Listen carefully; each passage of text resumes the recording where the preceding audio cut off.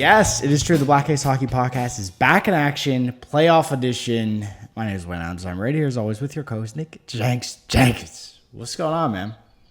Dude, I don't know what it is about this time of year, but between me being Mr. Worldwide and you being in a new house, new job, it just feels like been a little inconsistent. But no worries, we are here to talk playoff hockey, and I am happy to report that the Pittsburgh Penguins are back in the playoffs for the first time in 5 years. Yeah, it's nice to see the Pens back, and yeah, Yeah. it's this time of year. I feel like just too many good things are happening. So like maybe we have to switch it and just mellow out for like a few months, which usually happens in July to August. So, but yeah, man, just absolutely grinding on the yard and getting the house ready for a few sleepovers here and there in the near future. But outside outside of that, we're just vibing, we're just chilling. But I feel like we should just jump into the playoffs because lot to cover here, and I feel like I don't want to like just be listing off things forever. So we're gonna start from Western to Eastern, saving the big dogs for last, of course. Let's jump into the matchup I think might be the easiest one on the board. Colorado versus LA Kings. LA Kings squeaking in there towards the end of the season there. But Jenks, I feel like this one is probably a sweep, if not just a 4-1 closeout for the Avs. Yeah, this one seems like the biggest mismatch on the board, and actually, I think a lot of the playoff series that we're going to talk through are going to be closer than maybe is comfortable for a lot of these teams. But this one to me seems like a cut and dry. The Avs are such a better team. Yep. LA, amazingly, LA only made the playoffs with like 20, what is it? I don't have it right in front of me right now, but it was like 24 regulation wins or something like that. Like, that's just not going to cut it. That doesn't even sound right. It was ridiculously low. Like, if anybody was in a tiebreaker with them, they lost to pretty much the entire league except for Vancouver, who was in last place. Yeah. They have 20 ties. Yeah, dude. Yeah. It's like every game they played went to overtime somehow. So, as much as I want to root for Kopitar and it being his last season, I think everybody likes Anze Kopitar. He's been a good player for a long time. Tough to hate. Seems like a good dude. Yeah. I just think this one's you're up against the monster of McKinnon, Makar. Top to bottom, Colorado's a better team. So for me, this is the easiest pick of all the series. Yeah. What's your count? Game count here. I'll give. I don't like predicting sweeps, so I'll give LA one game. I say Colorado in All right. 5. Yeah, I just feel like LA is just a little too young for me for right now. I mean, I love Quinn Byfield. I feel like he's the next like star of that team that's going to be there for a long time. But do it for Anze for sure. I don't know if you saw his Instagram, his like emotional kind of send off for his last regular season game at the home rink. That's pretty nice. I mean, they tried to retool with Panarin, adding him to the lineup, but I just feel like goaltending wise, they don't really have a hard matchup. Like, there's nobody I feel like they could put in that that's like, oh God, like we have to go up against him.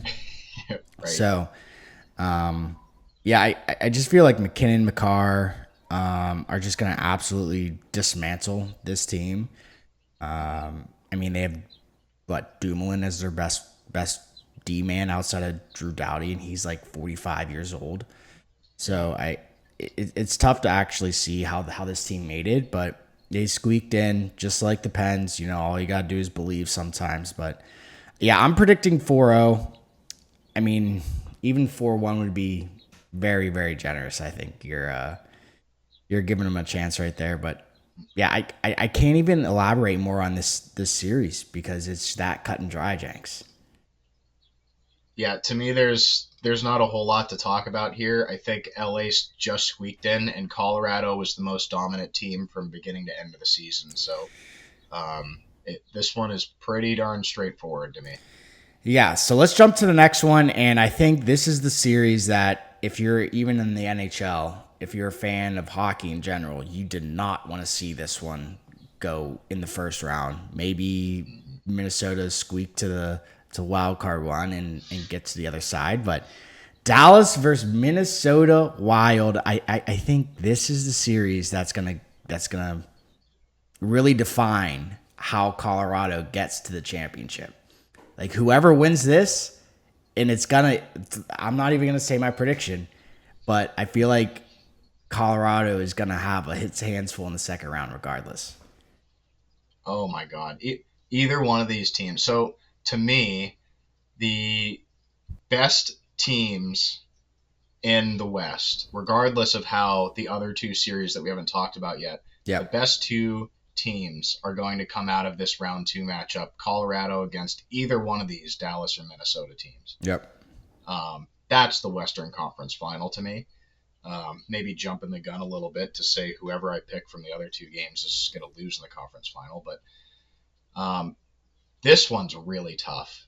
I I went back and forth on this one quite a bit. I think the best individual player in this series is probably Quinn Hughes, but Dallas to me, man, they're top to bottom. They've got so many good players. Rantanen, uh, you know, uh, Wyatt Robert. Johnston, Yeah. Robertson. They've got Ottinger Heiskanen. in net. Yeah. Heiskanen on defense, and even Thomas Harley has become a force back there.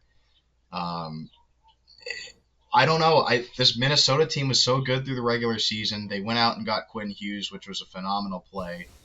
They've had really good goaltending this year, whether it was Gustafsson or Wallstedt in net. Yeah. This is going to be a very even series, in my opinion. So I think this one probably goes 6 or 7. My gut is just telling me Dallas is the better, more complete team. So I'm going to go with my gut, and I'm just going to say Dallas in 6. Okay. Yeah. I mean, I'm a big Dallas fan. I just feel like over the last couple of years, it's very impressive to see what they've done to that organization. I mean, they started with Jamie Benn, Tyler Sagan, and all of a sudden, they didn't even lose a beat when Tyler Sagan fell off the face of the earth. Like, they just drafted and retooled and got all these studs. I mean, who would have thought that, somebody like Rupe Hintz would have blossomed? Wyatt Johnson came out of nowhere 2 years ago, right? Jason Robertson kind of taking a leadership role. Maybe he's on a Olympic snub season route here. And goaltending Ottinger, Team USA right there. And Casey DeSmith, the pride of the Pens. I mean, I feel like they got a 1-2 combo. I mean, Casey DeSmith's been in the playoffs a few times, backing up Jari. So I feel like this team has the components and has like that non-star power echelon that you kind of need in the playoffs, like Hagelin, Bonino, Kessel. Who would have thought Bonino would have even like been a household name outside of the playoffs, right? He was kind of just like a normal dude, and now he's an assistant coach of the Penguins. So, yeah, I mean, I think this game's going to go to 7. Yes, Minnesota's got Quinn Hughes and they got the scary Russian, but I just don't think they have the tenacity that Dallas does. I mean, they brought in Bunting for a reason, and that's legit to pound faces in. And they got a bunch of scary Lithuanian, Estonian, freaking Indonesian last names on their team that I can't even. I'd be so scared, dude. I would be frightened. So, I'm going Dallas in 7, and I think this is gonna be so hard to go from playing Minnesota for 7 games straight into Colorado And Colorado is going to be on the bench for like a week, just resting and retooling and practicing. Like, to me, Colorado is going to go straight to the conference final, basically. And it sucks to say that because like these two teams are so good, but we won't jump ahead too far. So I'm glad we're on the same page right there. So just before we go ahead, did a quick Google search based on your claims. There are no Lithuanian, And Estonian, you or see, Indonesian you see players these in the last names? NHL. There's there, no way there's no Lithuanians in the NHL. there is as a there are zero Lithuanians, There's this Estonians, guy or has two dots Indonesians in over the NHL. his A in his last name, Yeah, dude, that could be like Finnish or something too. and this last guy is Lubushkin. Like what? Capo Bianco. Like what? What the freak is that? High rye, spelled with Y's, not I's. Jenks, come on. Like what are we talking about? Hey, Google's never been wrong, and Yeah, Google's yeah. telling me there's none. So Yeah, okay. I'll believe you, I guess, for now. Um, all right, let's jump over to the other side of the Western Conference. Vegas Golden Knights taking on your Utah Mammoths for the first time, jumping into the playoffs. Jenks, is this a W move for the Phoenix Coyotes to move up to somewhere that's colder? oh yeah, there wasn't enough ice to practice on in the desert, so you move them to I the mean, mountains of Utah, and they look what find a happens place to when you play. pay your water bill. I guess I don't know. Yeah, that's a whole separate issue. Yeah. Yep. Walk me through what's your thoughts on this series? I feel like the Mammoths have come a long way since playing in the desert. So are they a scary team? Yeah, I think they made some good additions this year, but I think they really defined their team last year by making moves like going out and getting Sergachev. They, their draft picks, I know that some of these guys were actually drafted by Arizona, but their draft picks are actually starting to develop and hit. Logan Cooley, Dylan Gunther, those guys are forces for that team. Yep. And then they made some additional moves at the trade deadline to bring in some depth. Their goaltending's been pretty good this year. I know they don't have a top five goaltender like an Ottinger, like we just talked about, or a Wallstedt or those guys, but Vamelka's been pretty good for them. And if you get a hot goaltender, anything can happen. And I think that's probably one of the advantages that Utah is carrying into the series is Vamelka's been pretty consistent this year, Yep. and Vegas's goalies have been on a roller coaster. Yeah, Aiden Hill's been really inconsistent. Carter Hart's been up and down, and Akira Schmid is, I think, the third goalie that's in that rotation, Okay. and they've had you never know what you're going to get from those guys. Aiden Hill's shut out the Avs this year, I think, once, and then let in 17 goals to Vancouver. So Yeah.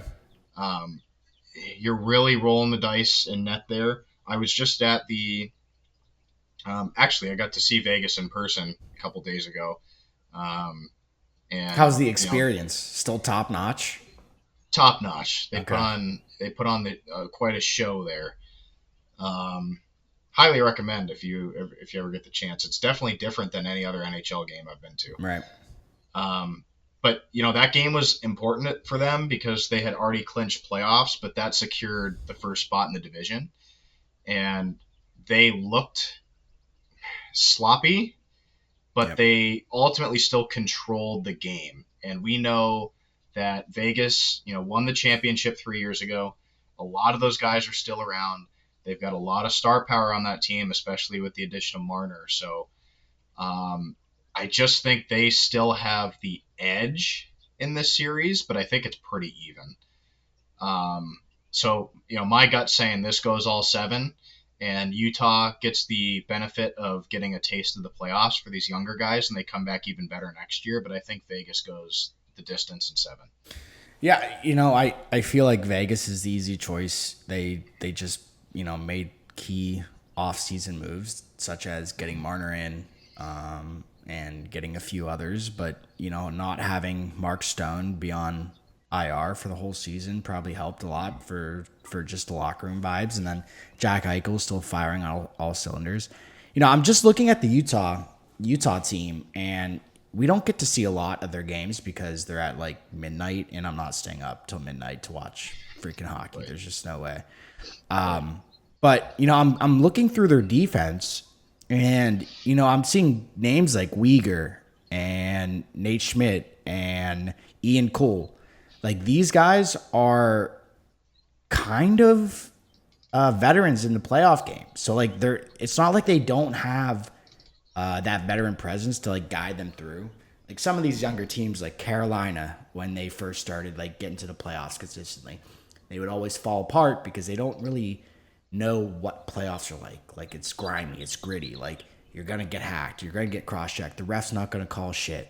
Like these guys are gonna be able to help like Clayton Keller. Like maybe he hasn't been to the playoffs in a while, right? His second year as captain, I think.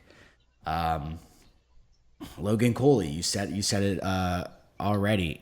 People like that. I think JJ Paterka from Buffalo. The guy hasn't sniffed playoffs in ever, and so like these guys are key components to their younger core that just might need that assistance in the playoffs, and maybe these older veteran defensemen are able to help them. So we'll see. I do think it's easy to pick Vegas. The Mammoth, I think, are just too young and too novice for me right now. I don't know any of their goalies. I'm not even going to try to tell you anything about them. So that only means that they suck. So let's go with that. But yeah, I'm going to pick Vegas in 5. Actually, I don't think Okay. it's going to go the whole way. I think Vegas might make quick work of them, but Utah All might right. surprise them once or twice. That's all I'm saying. All right, moving on to the last series in the Western Conference, and it's the Oilers versus the Anaheim Ducks. And outside of Minnesota and the Stars, this might be the best matchup that we have in the Western Conference because Anaheim's kind of sneaky. Anaheim is low-key pretty good, and they got the behemoth, Gudis, on their team. Hopefully he comes back from injury, but Jenks, walk me through this matchup. I think so. I think this one's going to be really fun to watch. Unfortunately, it's going to suck to watch Yeah. because they're all going to be late games.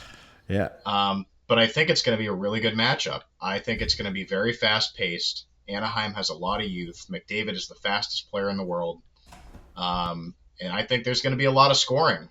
We know Edmonton can score goals. That's no surprise.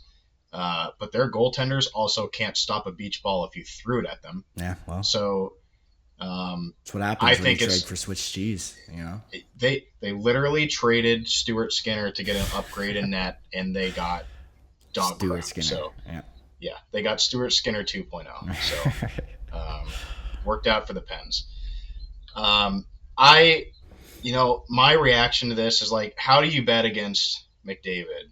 But then when you think about it, Draisaitl's banged up. He's expected to come back into the playoffs.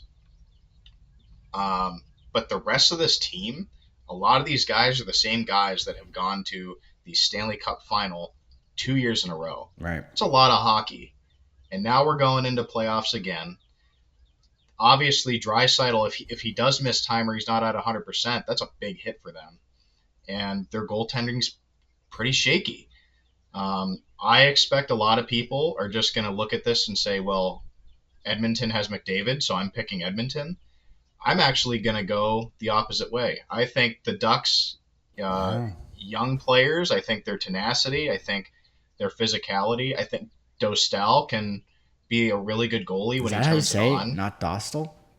It's Well, I've heard it both ways, but when you listen to the broadcast, they say Dostal. Right, okay. So Yeah. Just that's like what I'm people going with. saying, what is it? Prosciutto, like not prosciutto. Like, it's just like how you say it. Anyways, go ahead. Either way, regardless, you know who I'm talking Right. about. He's not Lithuanian. I know that for sure. Hey, you never know. He Um, might be 10%. Google said there's no Lithuanians in the NHL. So, um, yeah, I just like Anaheim this year. They've taken a big step forward. They've got a lot of good young talent.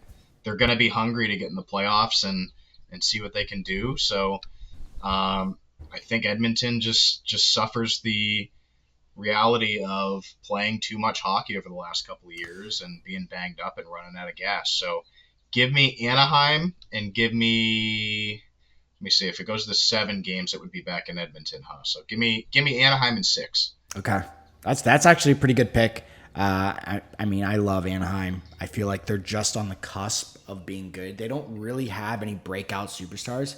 I mean, they have McTavish, they have Leo Carlson. But I think the big, sorry, the big surprise this year was Cutter Gauthier.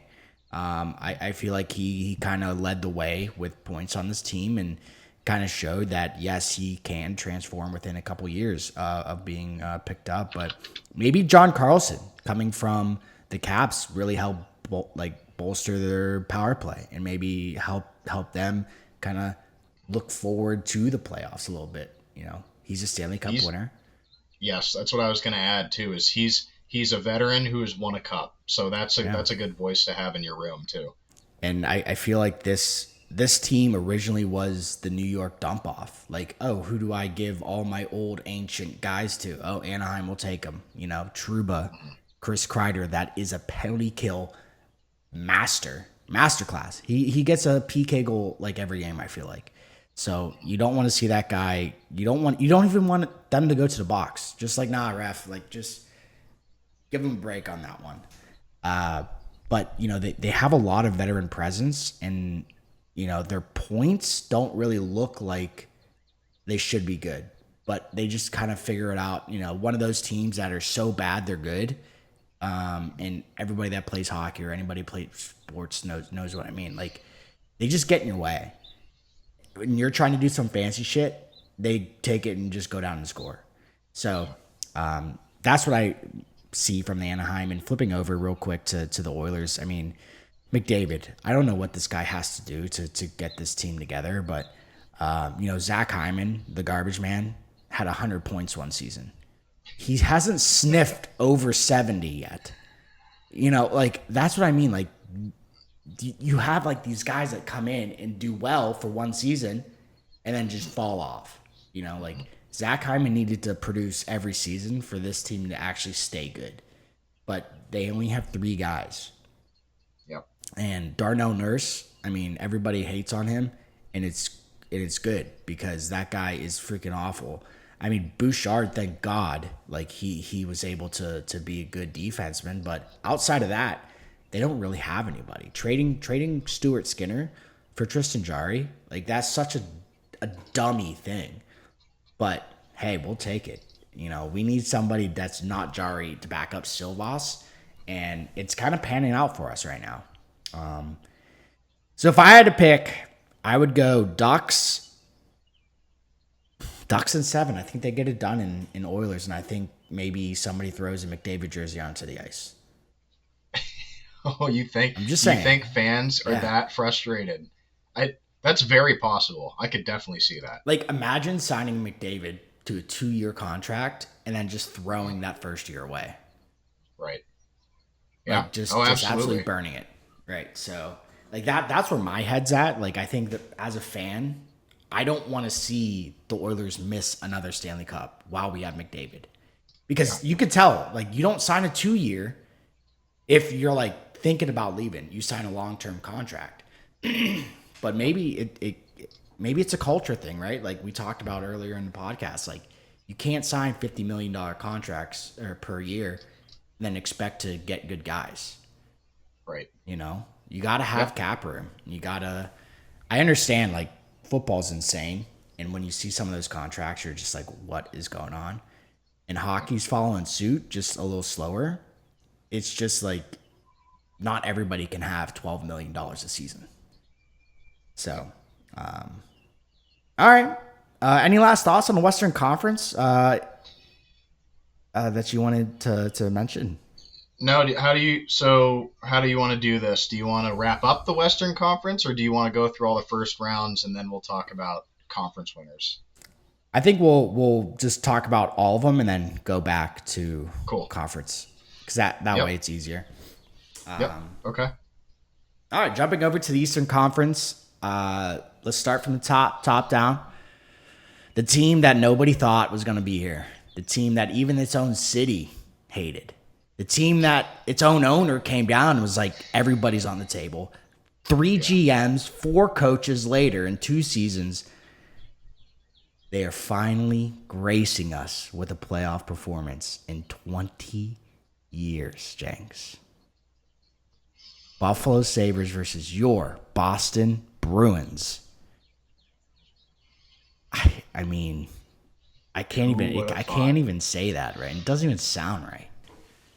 I'm pretty sure the way that Buffalo started this season too, it was like, oh, here we go again. Nothing's changed. And then I don't know when exactly they turned that corner, but since Well, since Rasmus probably, Dahlin was like, we just have beers with the boys now. yep, beers with the boys. That's how you get it done. Spoken like a real captain. Right. Um, since they turned that corner, I think it was probably in November when they did this, but they've been one of the hottest teams throughout the rest of the season. Yep. And it's not like they went out and made a big change to their roster. And they've been rocking the same core for the last few years now. And then, maybe some of these guys have just stepped up, but they've gotten Darlene actually had a big step forward this year. He, in a lot of these games, he was like dominant. Yeah.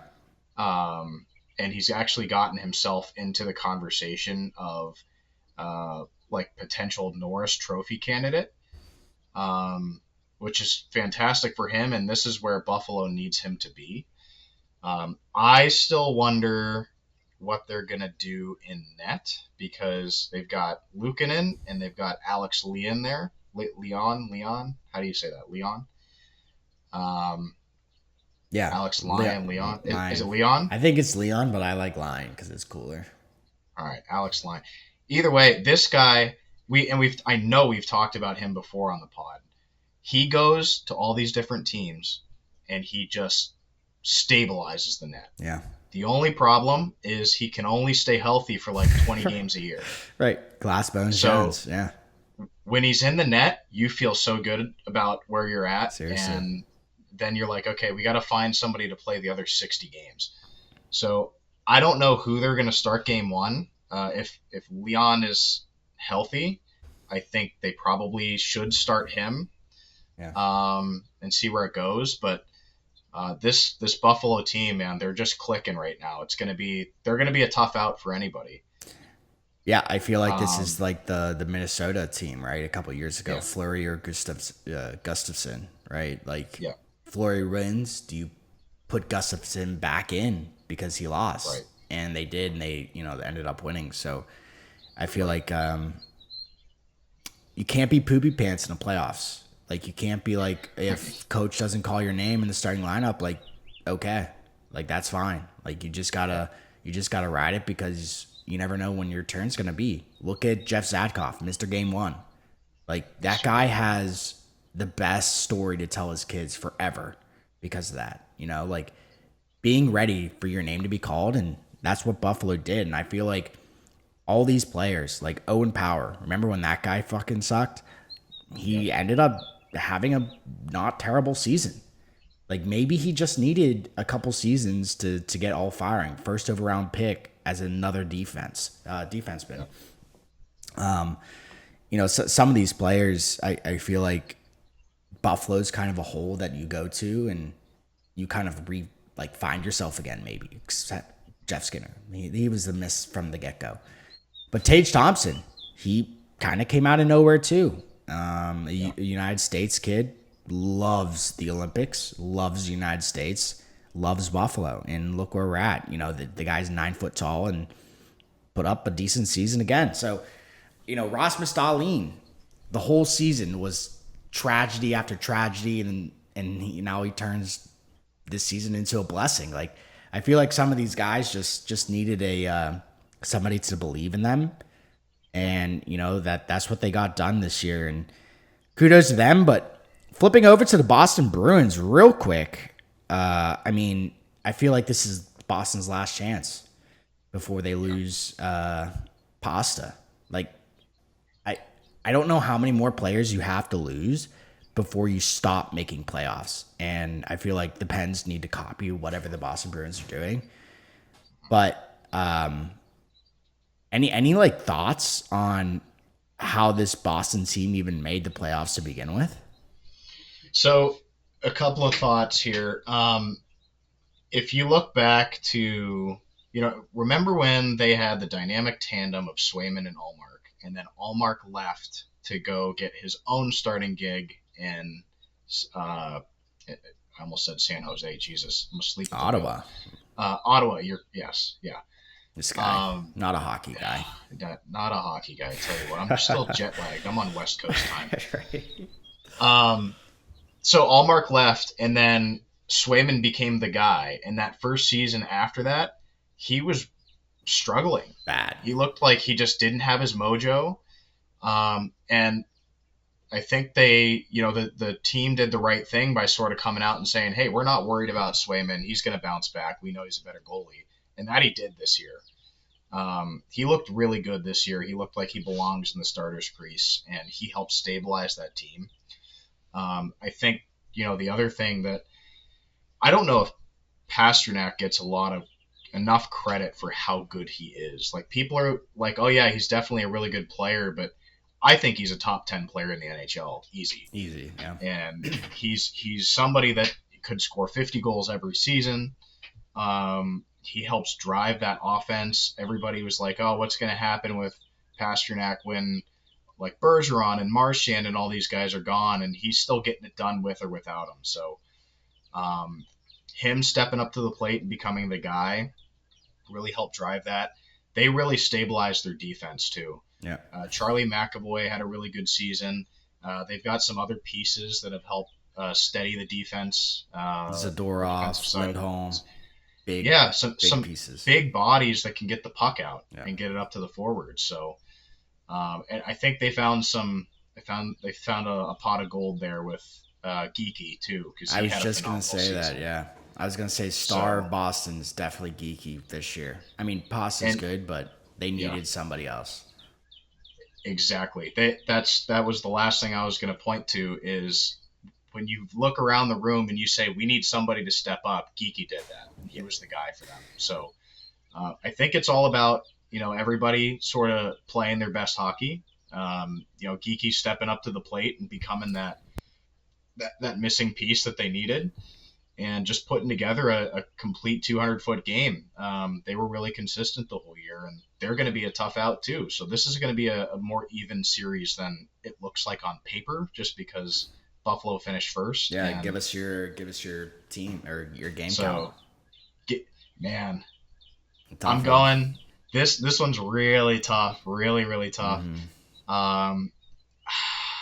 Boston's got the experience there, but how do you bet against this Buffalo bandwagon right now? Give me, we'll just knee-jerk reaction. Give me Buffalo in 7.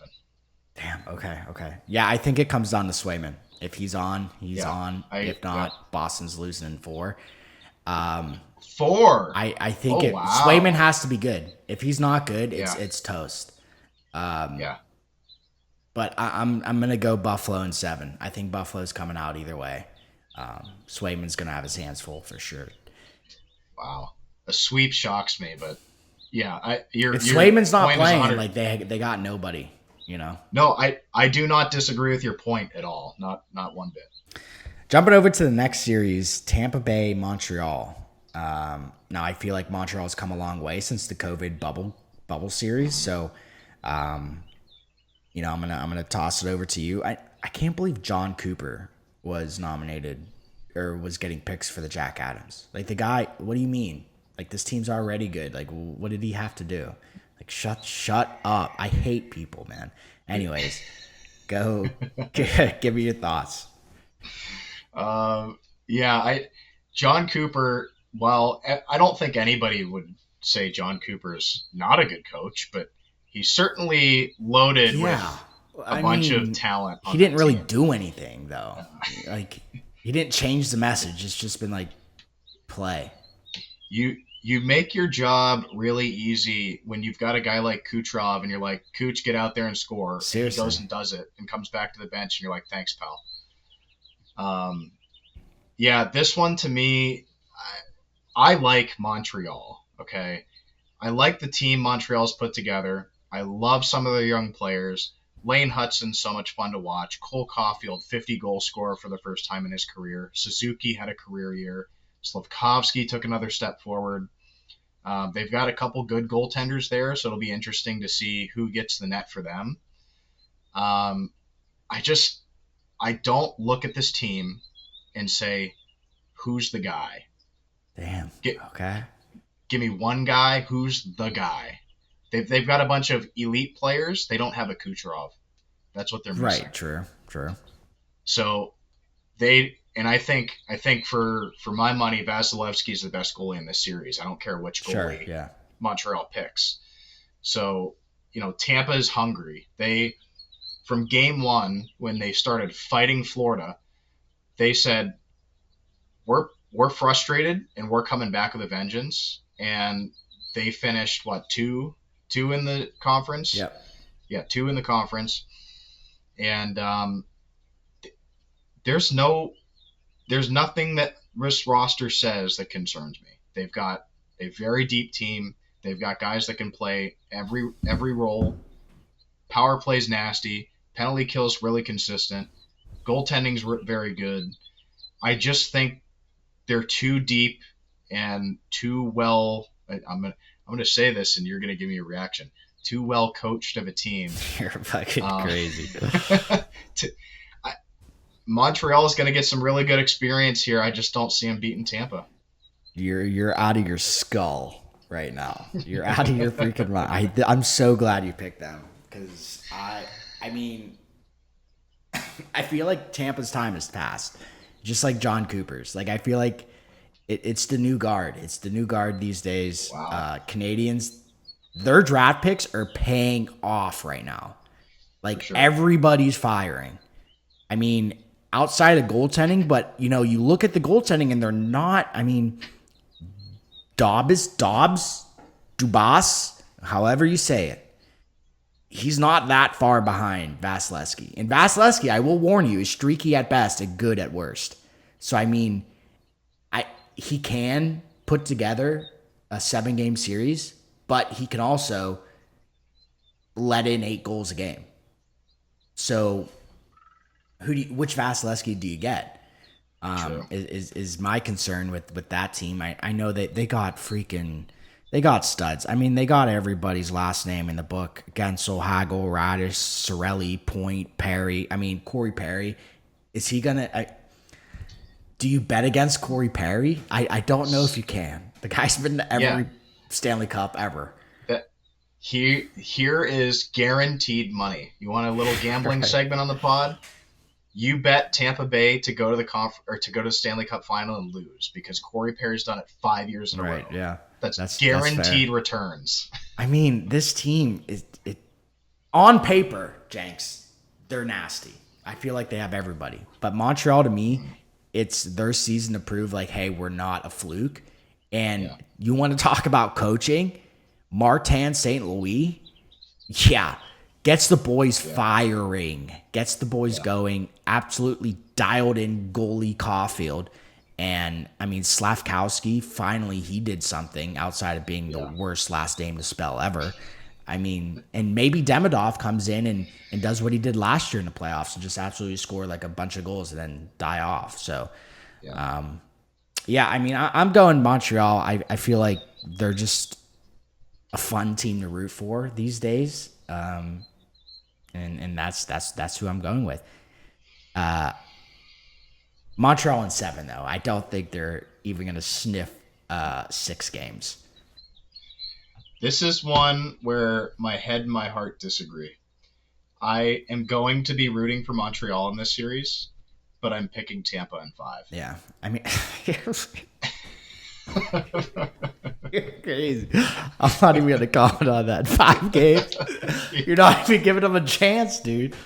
Oh, they'll win one. That's crazy. Jesus. Anyways, fucking knocked the wind out of me.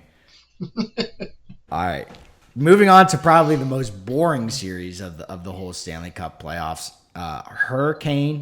Carolina Hurricanes versus Ottawa Senators. I don't even know why they even televise this game, to be honest with you. This is probably the sleepiest game. Brady Chuck literally has to like punch people's eyes out in order for me to tune in. So, Jenks, give me your breakdown on this game. I feel like it won't take that long.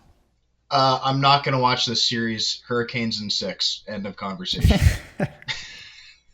I look. I'll elaborate a little bit, but this is literally two teams that are strong defensively and do not have elite goal scoring talent.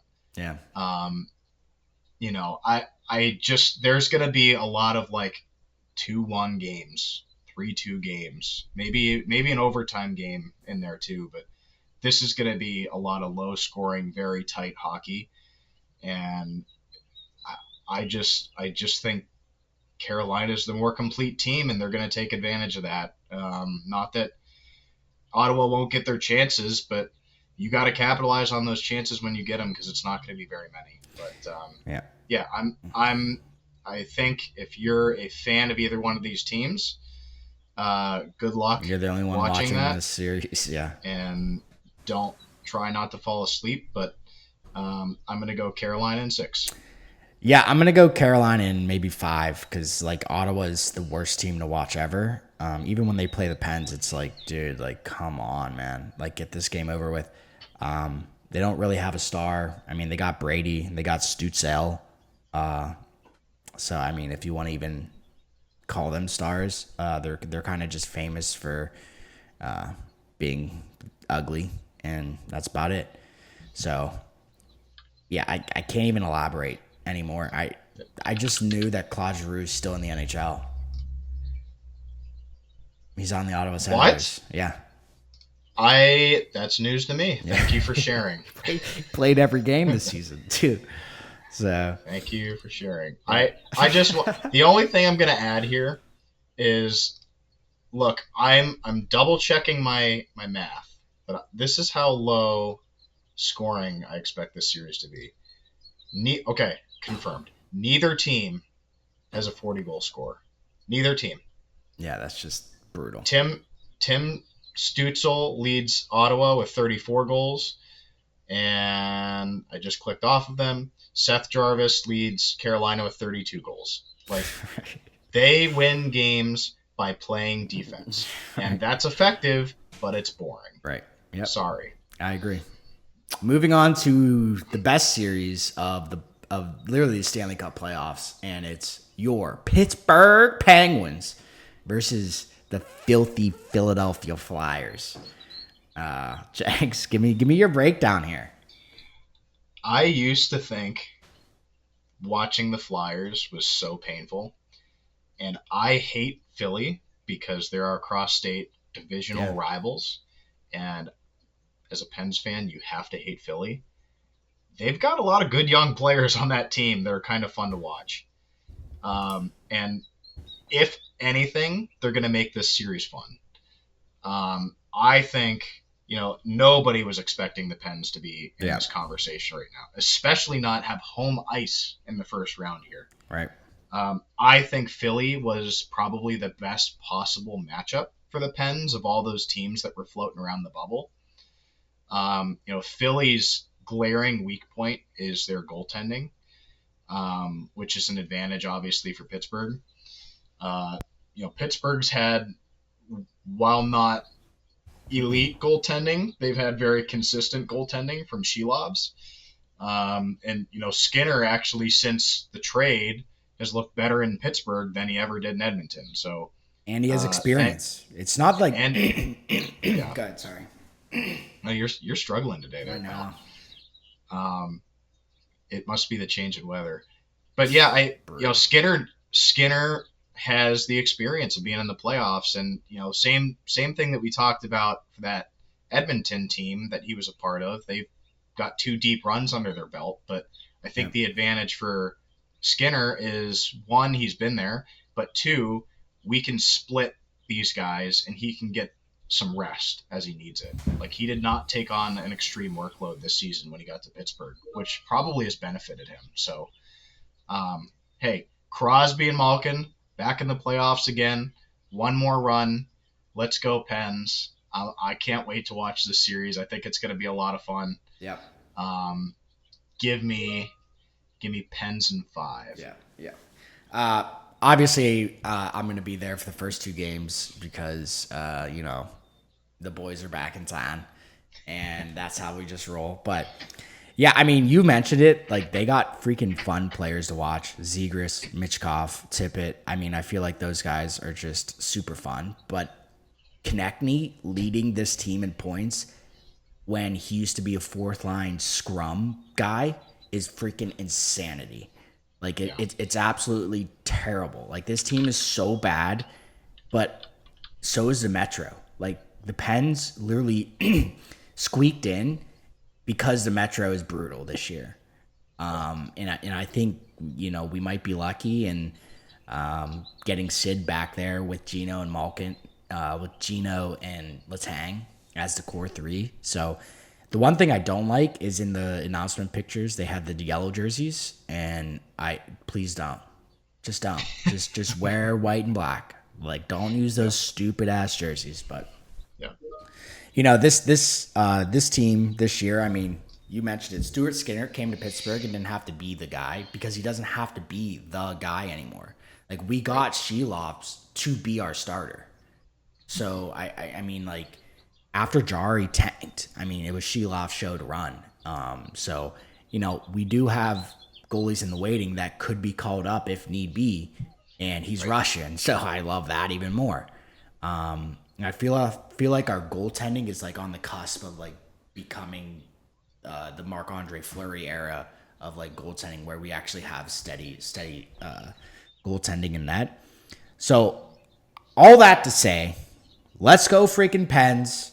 I'm gonna be in the show. You'll see me on TV. Pens in 5. Let's go. Let's go, Let's Pens. go, Pens. And I picked up the yard signs yesterday too.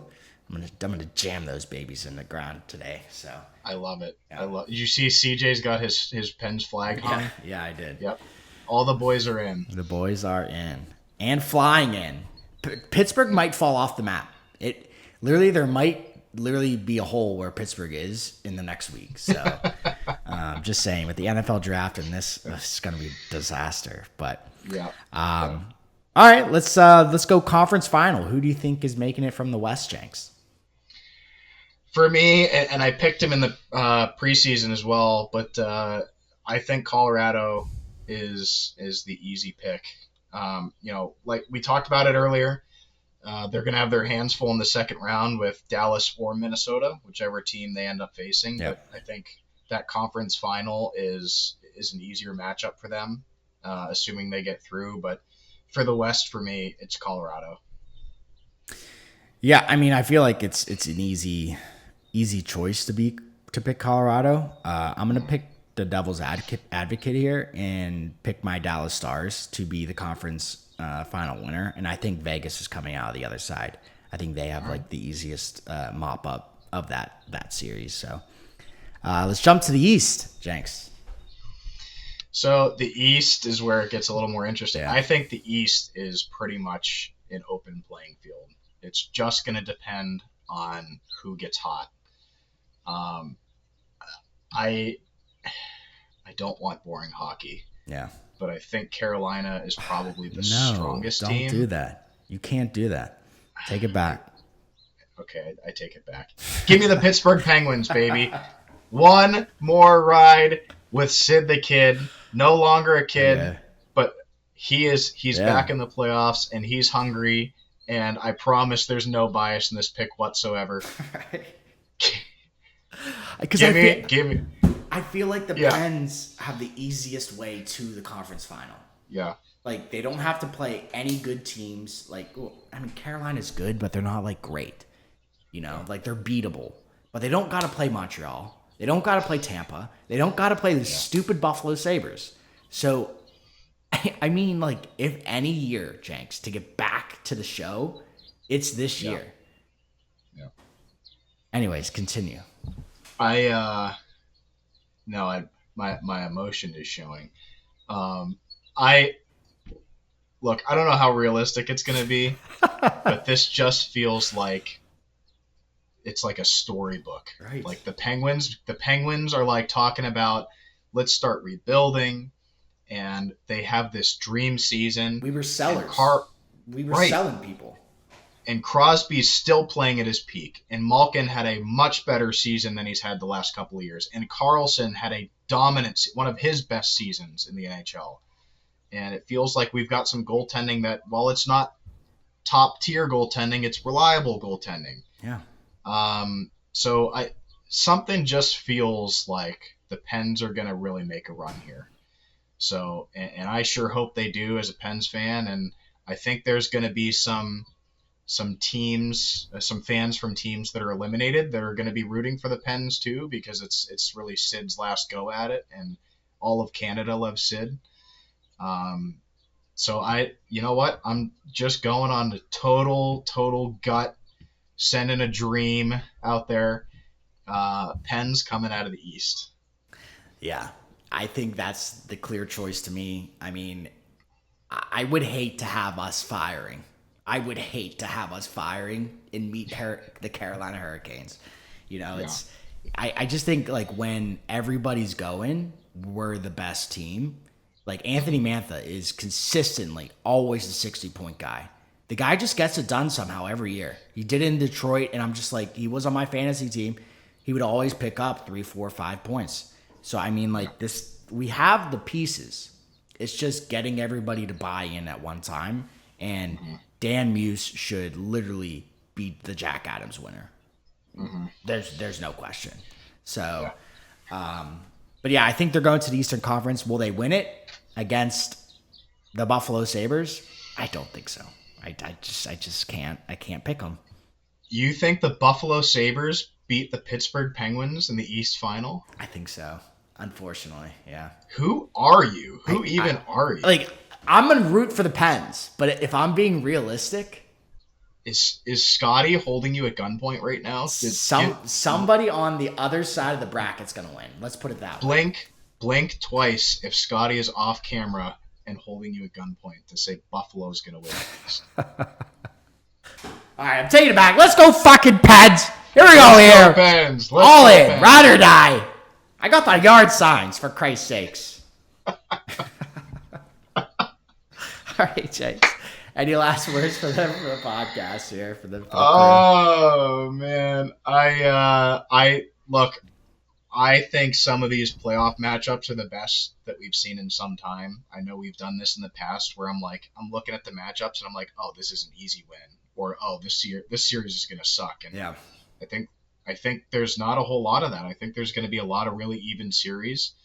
I'm really excited to see how the playoffs play out here, and let's go Pens, baby.